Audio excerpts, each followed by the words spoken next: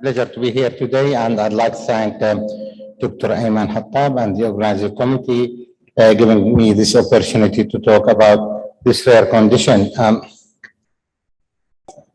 Yes, it is a very rare disease, and I have to admit that it is always likely missable conditions that the presentation are not always typical. I'm going to cover within these 20 minutes, I hope that 20 minutes, covering the pathophysiology of this condition, the classification and common conditions, and some general consideration and management. Now, what is congenital myasthenia syndrome? It is, as we said, it is a genetic disorder that presents with abnormal weakness, fatigability induced with exercises and induced with infections. And the prevalence is very rare. It's about almost 2 per million in Europe, so 2 cases per million. And the acetylcholinesterase deficiency was the first condition described of this type of conditions. Now, is it the same like congenital, myasthenia gravis? I mean here the autoimmune myasthenia gravis. Of course, no. The autoimmune, the myasthenia gravis is autoimmune disorder similar to rheumatoid arthritis and other autoimmune disorders in the body, where the body will produce abnormal protein, abnormal antibodies, which blocks the acetylcholine receptors, preventing them from activating the muscles. And the myasthenia gravis can be treated with immune modulating treatment like steroid, like IVIG and others, and of course, some of them would need ending up by surgical removal of the thymus.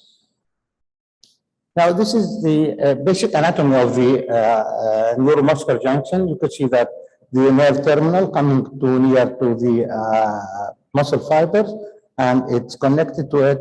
And there are 7 steps in the neuromuscular junction. I'm going to show a video. I hope it works. If it doesn't, we can go back to this slide. Can you start the video, please, if it works? Oh, yes, you can see that the action potential coming to the end of the nerve, and this will open the calcium channel, allowing the calcium going inside, and that will reduce and release the acetylcholine into synaptic cleft. The acetylcholine here will go directly to the acetylcholine receptors in the post-synaptic and the muscle fiber and connect to it.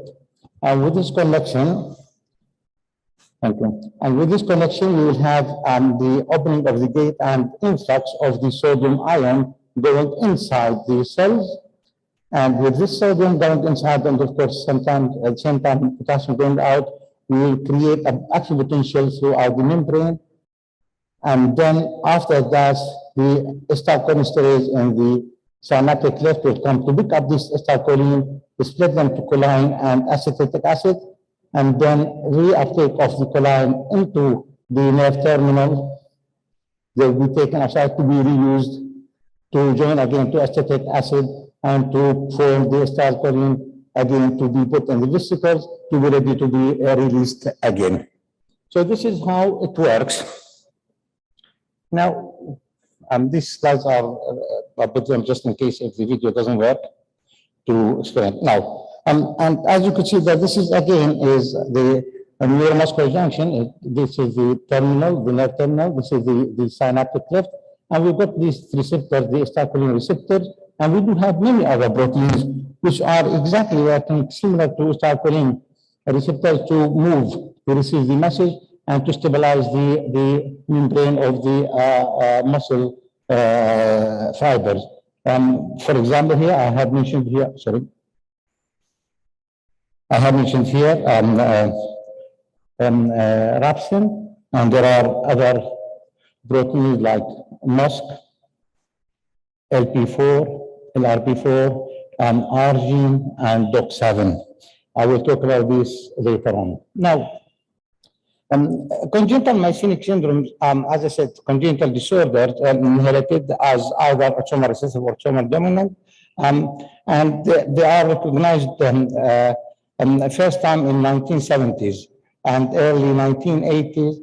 And during past decade, last 10 years, actually, we did have many new types identified of the congenital myasthenia syndrome, to the extent that at the moment we rely very much on genetic testing to be able to classify and to pick them up and differentiate between one from another.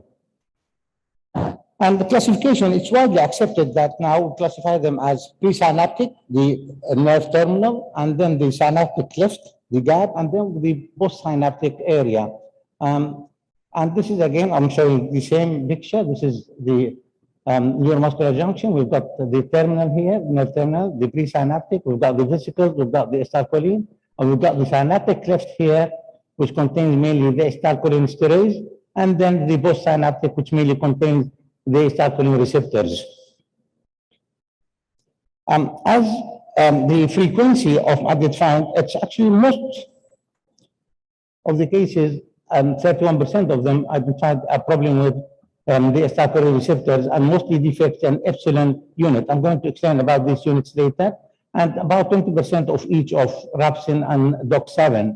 And the cholinesterase deficiency accounts for 6% here. It was the first case recognized of congenital myasthenic syndromes.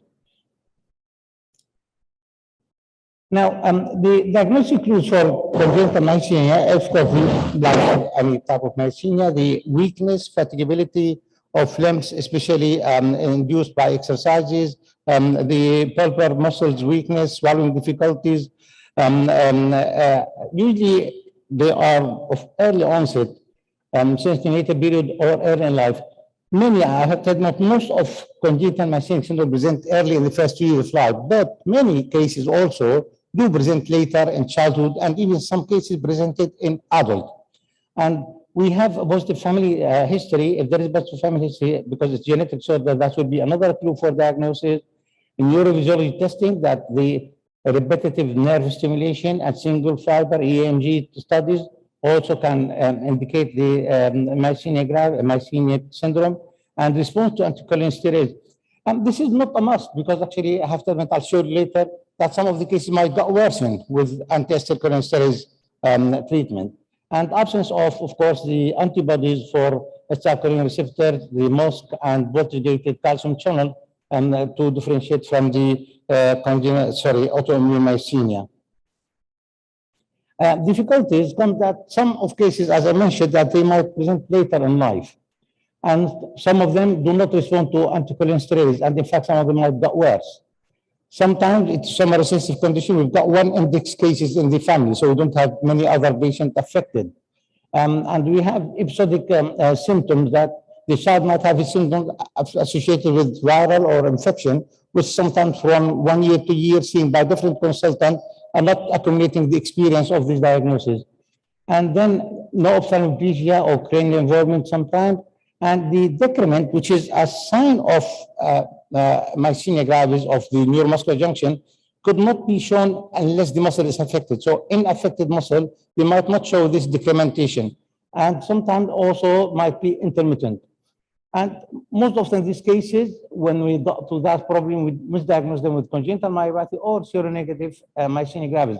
And that's make it more difficult for us in children. As we know, in children, very early onset of myasthenia gravis, I mean the autoimmune, might have up to 50% of these patients are seronegative.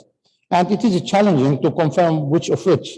And even later on, when we come to adolescent life, that 20% of patients might still have autoimmune seronegative myasthenia gravis. And that will mix up with the congenital myasthenia. And then metabolic, of course, myopathies. The diagnosis, usually clinical, the history, as we said, the EMG, repetitive stimulation, the serologic test to rule out myasthenia gravis and botulism. And we have the other studies, muscle biopsies, and the electrophysiology, and the last thing, the mutation and genetic studies. The presynaptic syndrome, I'm going to talk about few conditions. The most common one is the presynaptic syndrome, the choline acetyl transferase deficiency, which is responsible to form the acetylcholine inside the nerve terminal, and also I'll talk about Lambert-Eaton. According to the choline acetyl transferase, it's been recognized about almost 30 years or more back. Most cases happening early in infancy, and previously used to be called the familial type of congenital myasthenia. And the striking thing with this that they've got unexpected sudden apnea and dyspnea with bulbar weakness, and some of the cases might come with repetitive apneic attacks, and so-called that congenital myasthenia with episodic apnea. I'll go back here.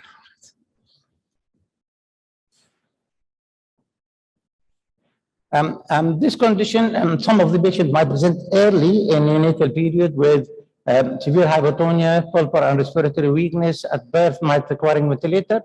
Others might present later on during childhood with symptoms of weakness precipitated and induced by infection or illnesses.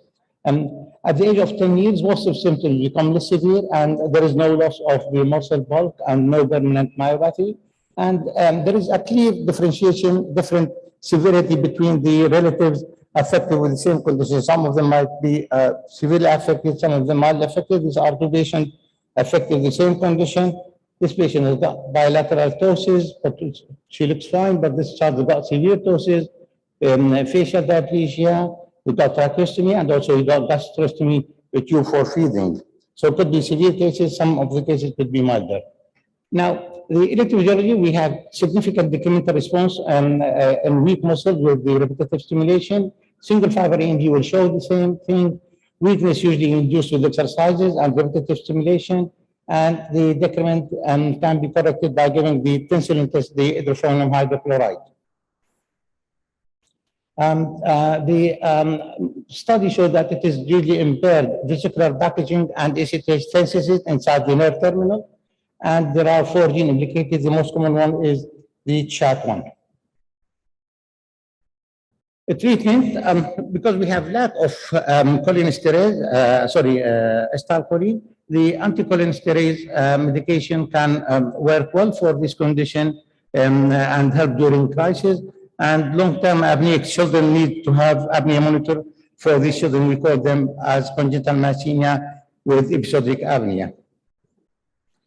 Lambert-Eaton syndrome, presentation with severe pulmonary and limb weakness, hypotonia, and areflexia. The interesting thing with this condition that when you do repetitive stimulation with low frequency, you will have decrementation. But if you have tetanic stimulation, very high frequency, you will have about 500% gain of the MUAB. So the patient will have even higher amplitude with tetanic stimulation. And I've got a case, actually, I've seen a case that we have absent biceps reflex, but when I ask the patient to flex the arm repeatedly for 10 times, do that frequently, and you check the bicep reflex, it came present after these exercises. So this is typical for Lambert-Eaton condition. The electron microscopy revealed no very normal pre- and post-synaptic structure, and the acetylcholine receptors and synaptic vesicles are normal. The AMG abnormality as it can be corrected with 3,4-diaminopyridine, but the children continue to be weak. And molecular basis, it could be either the presynaptic voltage-gated calcium channels, or it could be vesicular release complex defect. The synaptic problem, the most common thing is acetylcholinesterase deficiency. We know that after the acetylcholine bind to the receptor, it be taken by acetylcholinesterase and be cleft to choline and acetic acid, so it means to dysfunction it, and will be sent back to the nerve terminal to be reused again. So if we have the deficiency of acetylcholinesterase, that the child, of course, will be refractory to acetylcholine inhibitor. In fact, that will worsen the condition. If the child has a condition and you give him presynaptic, he'll got even worse. And the symptoms can present since birth with poor suck, poor cry, and dyspnea. The children will have delayed motor milestones, weakness, facial, cervical, axial, and limb muscles. Ophthalmoparalysis in some patients with abnormality with the pupillary reflex reaction, and some children will have fixed scoliosis, severe weakness, and they've got atrophy of the forearm, and sometimes wasting of intrinsic muscle. And many times these cases can be mixed up with peripheral neuropathies. This is a case of acetylcholinesterase deficiency, bilateral ptosis, tracheostomy, scoliosis, and even you could see here some tightness of tendon Achilles. The study, of course, electrophysiology will show the decremental response at 2 Hz. The nerve stimulation with repetitive compound muscle action potential, which is, it's become prolonged because the acetylcholine will continue for longer time in the synaptic cleft. That's why the response to it will be prolonged and longer than usual, and the kinetic property of the receptors are normal on study. So here you could see that here we've got a stimulation here, we've got 1 response, 2 response, and even 3rd response here happening with the same time, but that's because of long life of the acetylcholine inside the receptor. And we could see here also the decrementation from the first stimulation to the last more than 10 or 15%. This is the enzyme. It's got a catalytic subunit, and the most important part is the other part, which is 3 strands of collagen called Q, and this is the part where it connects to the choline 4, splitting it into choline and acetic acid. And most deficiency of this enzyme will be in this part, we call Q. Treatment, acetylcholine inhibitors should be avoided definitely because it will worsen the condition. Ephedrine might be helpful, prednisolone could be, and sometimes using the muscle relaxant like acroporeum can help by blocking the receptors in the acetylcholine receptors. Post-synaptic syndromes, this is, I'm coming now to the most common receptor, which is the acetylcholine receptor. It's formed from 5 subunits. 2 of them are alpha, 1 of them beta, with 1 of them delta, and this is epsilon. In neonatal period, within the first few months of life, we have a gamma unit here. And this epsilon unit is the most common site where, as I showed you, 31% of the defects in the acetylcholine receptors will be in this subunit. And also, this acetylcholine is, as I mentioned before, 5 units, and also are connected to the other protein, the rhabdin, the MOSC, the DOC, all the protein to stabilize the muscle membrane. Now, talking about the post-synaptic syndrome, we've got many, but the common one are the kinetic type. We've got 2 types, either fast channel or slow channel syndromes, and then we've got the rhabdin deficiency and the DOC7 deficiency. Now, coming to slow channel, it is dominant inheritance, and repetitive compound muscle action potentials are decremented abnormally on repetitive stimulation, but with the prolonged, similar to the patient having absence of cholinesterase. So the effects of the acetylcholine will continue longer time on the acetylcholine receptors. So that will be also showing the same type. I will show that in neuromuscular in a bit. And selectively, this case involves the cervical, the scapular, finger extensors, and mild abdominal braces, and variable weakness of other muscles. Some patients are present early in life, and others can be later and progress gradually in the intermittent manner. And weakness usually fluctuate and not as quick and rapid like what we see in myasthenia gravis. There is a clear variability in affected family relatives.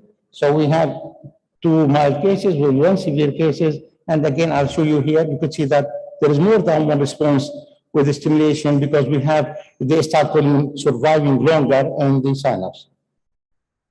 And this is also variety. This is a father and son, 55, 56, I can't remember, I can't read the word.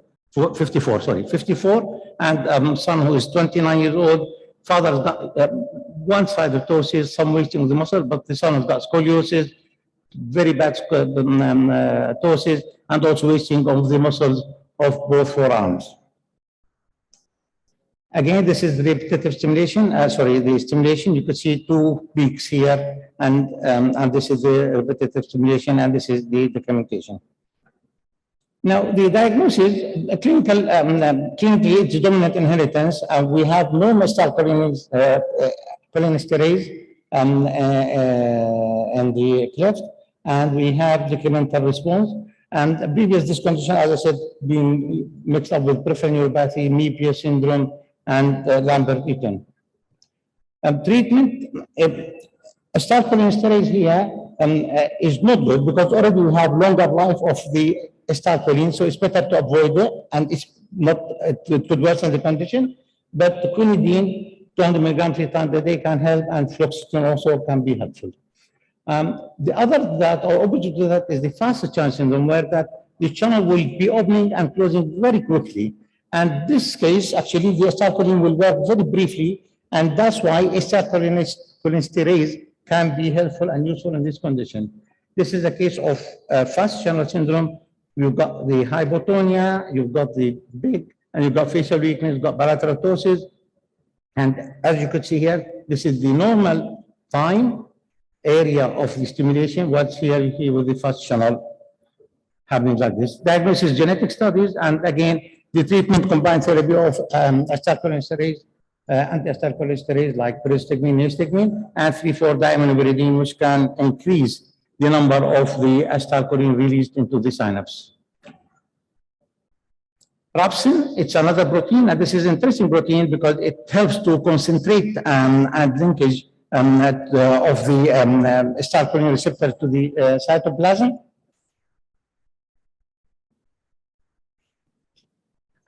Rhabsin deficiency has got a typical feature for distinguishing symptoms happening at birth, in the neonatal period, and rarely second decade, and some born with arthrogryposis. So when we have arthrogryposis patient, to consider screening for rhabsin.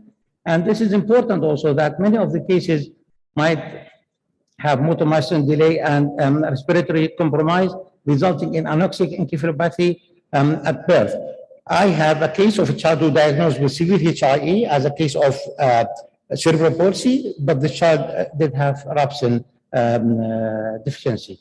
And facial deformities, especially the protrusion of the jaw, and more common in Jewish. And patients have weakness of masticatory muscles, eyelid, ptosis, facial weakness, and also they've got nasal speech. Rhabsin deficiency, again, decremental response on the electrophysiology, and treatment is 3,4-diaminoburidine and anticholinesterase. The other one is DOC7. DOC7 also is another protein which interacts with the MOSC, and it is essential for post-synaptic stabilization of the neuromuscular junction.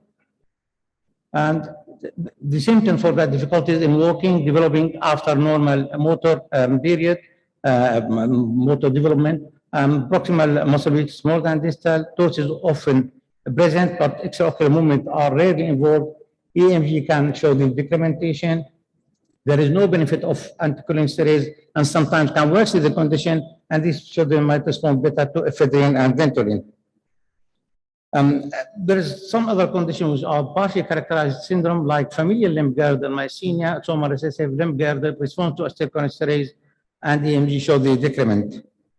Now, just quickly, about to finish now. So, some clinical clues pointing to specific diagnosis, I'll put them in yellow here. For example, the interplate SCH acetylcholinesterase deficiency, the delayed pupillary reflex, with slow channel, that severe involvement of cervical and wrist and fingers, extensors and interosseous muscles, and dominant inheritance, okay. And for the interplate choline acetylcholinesterase deficiency, we have the recurrent apneic episodes.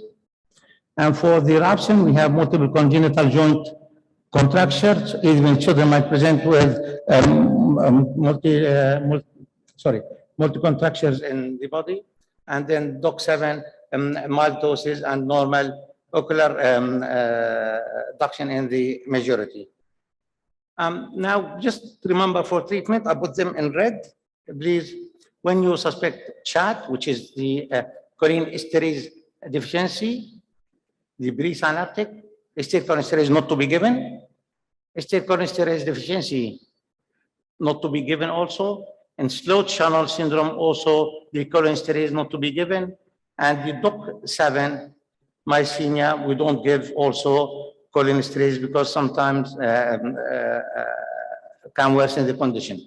So in CHAD, in cholinesterase deficiencies inhibitor, you know that, and the slow channel And with doc, we don't give cholinesterase, anticholinesterase, we don't give pyridostigmine or nistigmine because that's will worsen the condition. These are the references, and I think I can stop now here.